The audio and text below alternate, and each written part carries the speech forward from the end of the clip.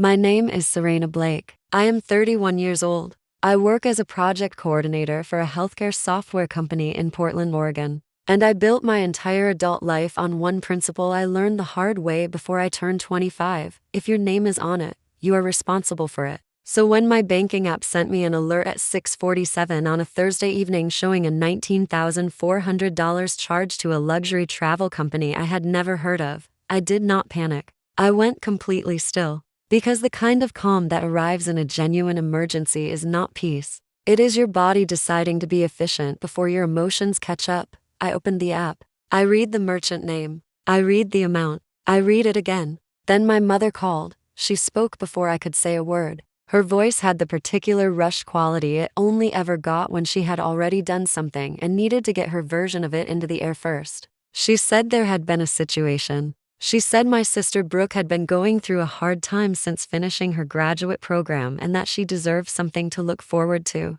She said she had used my card for a travel package because she knew I would want to help if she had just asked. Then she said the sentence I have thought about almost every day since. She said, "I knew you wouldn't say no if you understood how much Brooke needed this." I held the phone against my ear and looked out my apartment window at the wet Portland street below and understood, with the particular clarity that arrives when something finally names itself, that my mother had not made a mistake. She had made a calculation. And in that calculation, my answer had never been part of the equation. I want to tell you everything that happened after that call, but I need you to understand the years that built up to it first. Because $19,400 does not appear on a credit card statement without a history behind it. And the history behind this one goes back further than my mother will ever admit. I am the older of two daughters. Brooke is 3 years younger than me, and she is genuinely talented, genuinely warm, and genuinely the person in our family who was always held slightly above the rules that applied to everyone else.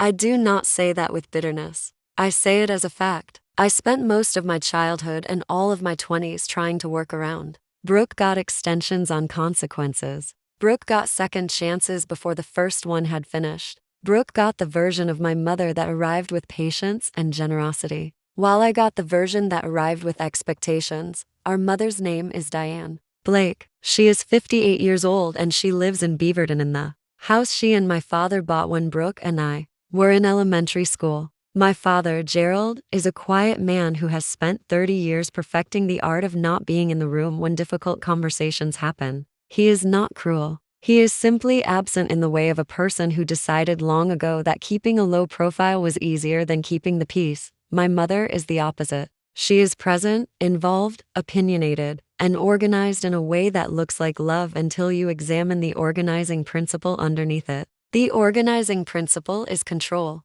not the dramatic, obvious kind. The quiet kind that operates through guilt and framing, through sentences that sound like concern, but function like leashes. I moved to Portland at 24, after 2 years in a job I had taken partly because it was good, and partly because it put 3 hours of driving between me and Beaverton. I told myself and everyone else that it was about the opportunity. That was mostly true. The part that was not true was that I also needed the distance. The same way you need to step back from something to see its actual shape. From Portland, I could see my family more clearly. I could see the pattern of who got asked and who got given. I could see that when money was tight in the house, it was my suggestions that got implemented and my loans that got requested. I could see that when Brooke needed something, the family system oriented around solving it, and when I needed something, the family system oriented around explaining why this was a good opportunity for me to handle it myself. I had been handling things myself since I was 19. Nobody called that a skill. They called it my personality. When I got my first real credit card, with a solid limit at 26, my mother asked me, with the gentleness of someone asking a small favor, to add her as an emergency contact for the account. Not an authorized user, just an emergency contact. She explained that in case something happened to me, someone should be able to reach the bank. It sounded reasonable. I was 26 and still operating with the reflexes of a daughter who wanted to be trusted. I added her. I did not know then that she had memorized the account number from the card statement she had helped me organize when I moved. I did not know that she had written down the security questions, whose answers she already knew because she had been there for every answer. I did not know that the emergency contact was a blueprint, not a safety net. Over the following years, two smaller charges appeared on that card that I had not made. The first time, my mother explained that she had needed to cover a car repair and had fully intended to tell me that afternoon. She paid it back within the month, and I absorbed it as a mistake. The second time, the charge was for a catering deposit for a family event she had been organizing. She said she had forgotten whose card she used. She laughed about it slightly. I changed my card number that same week. I had a new card for myself. It was unrelated, with no housekeeping. I had relaxed in the particular way you relax when you have convinced yourself that a problem was smaller than it felt. Then came the Thursday evening with the banking alert and the $19,400, and my mother's voice arriving before I could draw a full breath. After she finished explaining, I asked one question. I asked her which card she had used. She named a number that belonged to my newest account, the one I had opened 18 months earlier through my employer's banking partner. She should not have had that number. I had not given it to her. I had not added her as anything on that account. I asked her how she had accessed it. She paused for slightly too long, and then said that she had found the card information in a document I had sent her last spring, with insurance information. She said my card number must have been on one of the pages. I tried to remember what I had sent her. I could not think of anything that would have included a full card number, but I also could not immediately prove she was wrong, and that uncertainty was enough for the guilt reflex to fire briefly before I caught it. I told her I would call her back. I hung up and sat at my kitchen table with my laptop and my phone, and the particular focus I use when I am solving a problem at work that has too many moving parts. I opened the charge details. I found the travel agency name. I searched it. It was a boutique operator in Scottsdale that specialized in curated international packages, the kind with business class upgrades and private guides and hotels that advertise themselves on the quality of their linens. I found the package description that matched the charge amount. 12 days, Italy and Croatia, 2 travelers. I opened Brooke's Instagram. I want to tell you exactly what I saw because the sequence matters. The first thing was a story she had posted 4 hours earlier. It was a photo of an open suitcase on a floral bedspread with the caption counting down to my dream trip, because apparently miracles are real. The second was a post from 2 days before, showing a screenshot of a flight confirmation with the departure city blurred but the destination visible, Rome. The third, and the one that made everything else lock into place, was a comment on that post from my mother's account that said, "You deserve every second of this, my love. You work so hard." My name was not in any of it. My money was underneath all of it. I sat with that for a long moment. Then I did what I do at work when I encounter a situation that requires action before emotion. I opened a blank document and started building the record. I wrote down the timeline in order. The charge timestamp, my mother's call, her explanation, the access question and her answer, Brooke's posts with their timestamps, the package details. I took screenshots of everything and organized them into a folder I labeled Dispute Documentation. I had 17 items in that folder before 10 o'clock that night. Then, I called the bank. The representative who answered had the careful professionalism of someone trained to handle situations that are awkward without being simple. I told her there was a charge of $19,400 I had not authorized. She asked if I recognized the merchant. I said yes, I could identify the merchant, but that did not constitute authorization. She asked if I knew who had made the charge. I said a family member had accessed my card information without my consent and used it for a purchase I had not approved. She asked if I wanted to report it as unauthorized. I said yes, and I want to do that on the record right now. She walked me through the process. The card was frozen immediately. A new one would arrive within 5 business days. A formal dispute had been opened with a case number. She read me twice. The charge was still in a pending status, which meant there was a window during which the bank could act before full settlement. She told me that family situations could affect the investigation process and asked if I understood.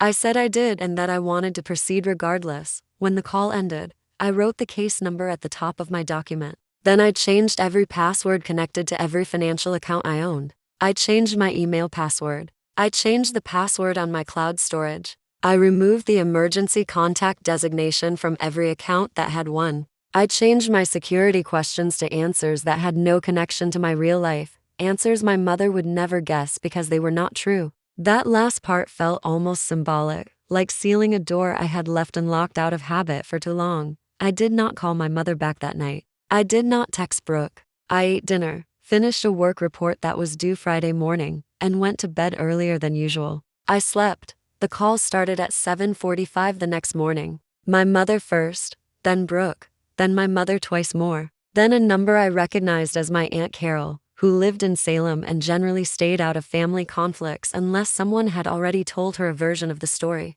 By 8:30 I had 22 missed calls. I made coffee, answered a work email, and then sat down and listened to the voicemails in order. My mother's first message was controlled and tight, the voice she used when she was more frightened than angry. She said the travel agency had placed the booking on hold pending payment verification. She said I needed to call the bank and clarify that Brooke's the charge message had was been a not family controlled. arrangement. She She was said this crying in could the all be uneven resolved way of quickly someone if who I had just been crying for a cooperated. while before she called. She said she could not believe I would do this to her. She said she had been through so much this year, and this trip was supposed to be the one thing she had to look forward to. And now the agency was saying the payment was flagged and she could not reach anyone who would help her. She said she did not understand why I was punishing her. My mother's second message had moved from tight to cold. She said if I did not reverse the dispute before noon, the booking would be canceled and the non-refundable deposit portion would be lost. She said I was being vindictive.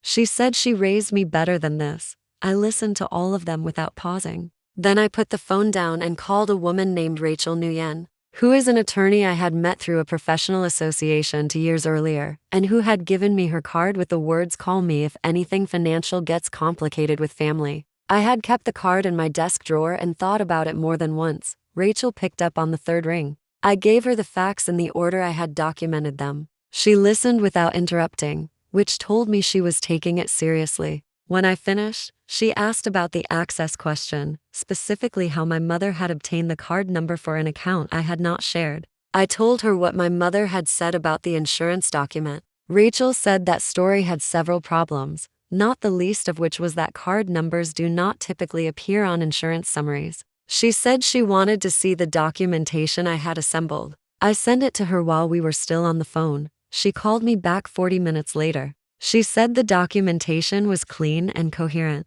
She said the bank dispute was the correct first move. She said she also wanted me to be aware that unauthorized use of a credit card, regardless of the relationship between the parties, met the legal definition of a specific offense in Oregon. She did not tell me what to do with that information. She simply made sure I had it. That afternoon, I received a text from my mother that was longer than any text she had ever sent me. It covered 4 screens. It began with the history of everything she had sacrificed to raise me. It covered the tuition contributions she had made when I was in college. It covered the years she had spent worrying about whether I was eating enough and sleeping enough and building a real life. It described Brooke's year, the program that had been harder than expected, the relationship that had ended badly, the way she had watched her younger daughter struggle and felt powerless to help. It said the trip had felt like the one thing she could actually do. It ended with the sentence, "I did not think you would let money come between us." I read the whole thing twice. Then I did something I had not done before in any of our conflicts, which was that I did not respond from the part of me that had been trained to smooth things over. I responded from the part of me that had spent the previous 18 hours documenting a fraud. I texted back 1 paragraph. I said that I had not let money come between us. I said that she had put my money between us without asking. I said that the issue was not whether Brooke deserved a celebration. The issue was that my card had been used without my consent, and that when I discovered it, I had been given an explanation that did not hold up. I said I had reported the charge as unauthorized because it was unauthorized, and that I was not going to reverse that report. She did not respond. My father called 2 hours later. His voice had the sound of a man who had been given partial information and was trying to fill in the gaps. He said my mother was very upset. He said he was not sure he understood the full situation. I told him I would explain it, but that I needed him to listen without interrupting, which was not something I had ever said to him before. He said okay. I told him everything. I told him about the charge, about the call, about the access question, about Brooke's posts, about the package details, about the bank dispute, about Rachel. When I finished, he was quiet for long enough that I checked to see if the call had dropped. Then he said, slowly, and with the particular weight of a man revising something he thought he already understood, "How much did you say the charge was?" That question told me my mother had not told him the number. Over the following days, more of the picture came into focus. My cousin Trish, who had always been the person in our extended family most likely to tell me something my mother did not want me to know, texted me asking if I was okay. When I said I was managing, she said she needed to tell me something she had been sitting on for a while. She said 2 years ago, she had lent my mother $800 for what was described as a property tax shortfall. She had never been paid back. She said she had heard from another cousin that something similar had happened to her, a smaller amount, for a different reason, also never returned.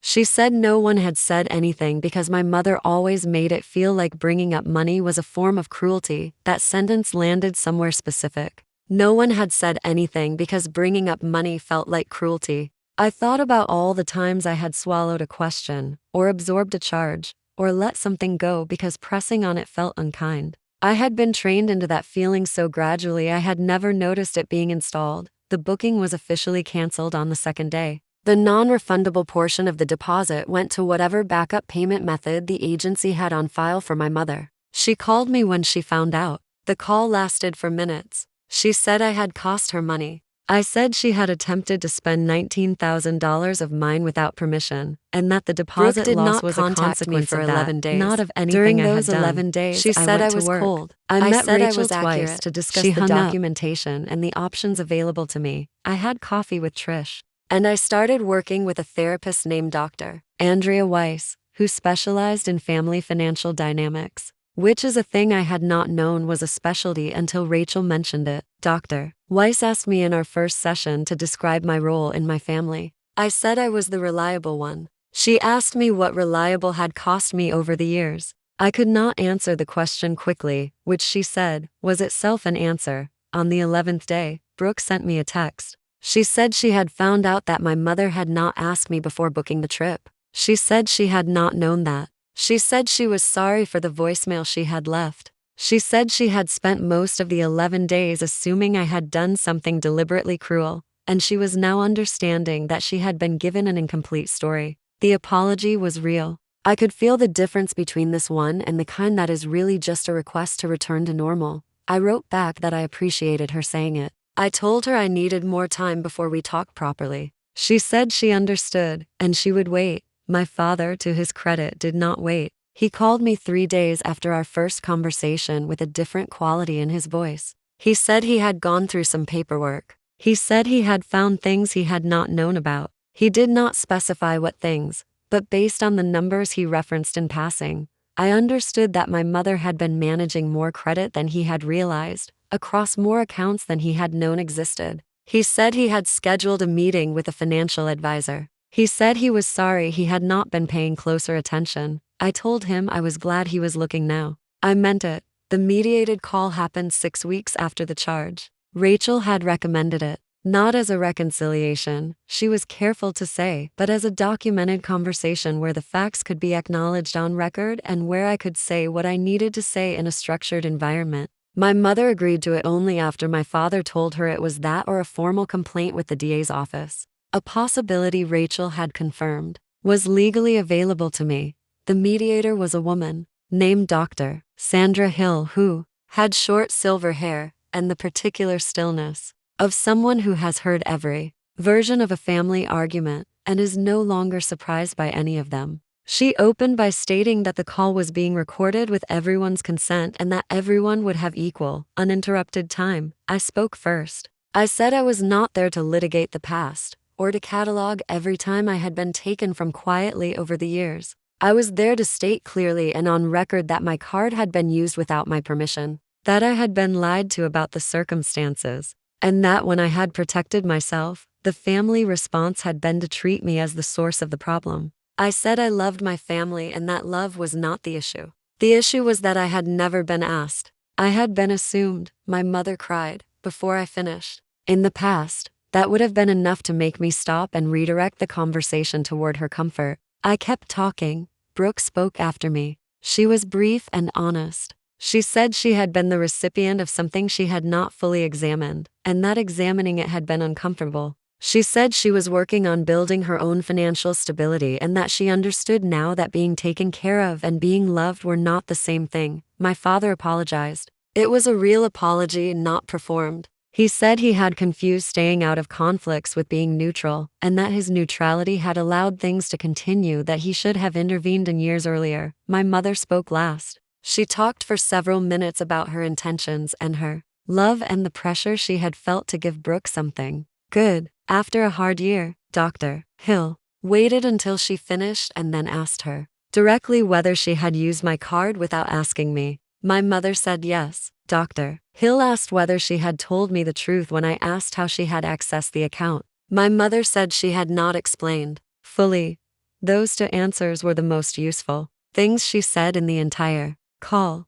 The call ended with a set of agreements that Dr. Hill documented and sent to all parties afterward. My mother would have no access to any of my financial accounts or contact information. Any request for help would come to me directly, transparently, and in writing, and I would have the absolute right to decline without negotiation. My father would attend financial counseling. My mother called those Brooke would terms handle punishments. her own accounts Dr. going forward. Hill said they were boundaries, and that the difference was important. 3 months after the canceled trip, I sat at my kitchen table on a Sunday morning with coffee and my laptop and updated my financial records. I had rebuilt my emergency fund to its previous level. My credit score had stabilized after the dispute. My accounts were locked down in ways they had never been before, with security layers that would make unauthorized access practically impossible. I had a folder on my desktop with documentation of everything that had happened, organized and time-stamped, that I hoped I would never need to use. Brooke sent me a photo that same month.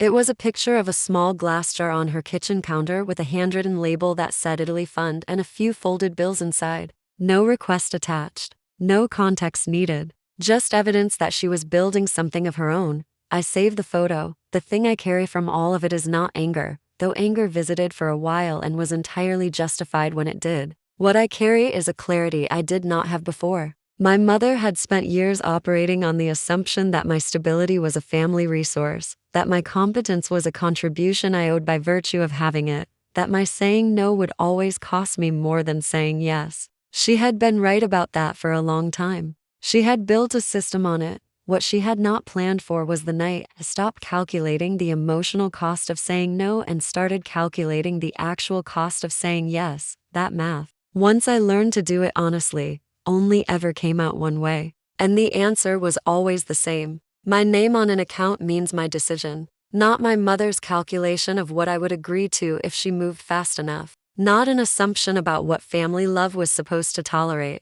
My decision. I rebuilt the emergency folder on my laptop with only my name on it. I updated my passwords on the 1st of every month. Now, the way other people water plants or take vitamins, a small, routine act of maintenance that keeps something living, my account is mine. My name is mine. My peace is mine, and I did not have to lose any of them to keep them.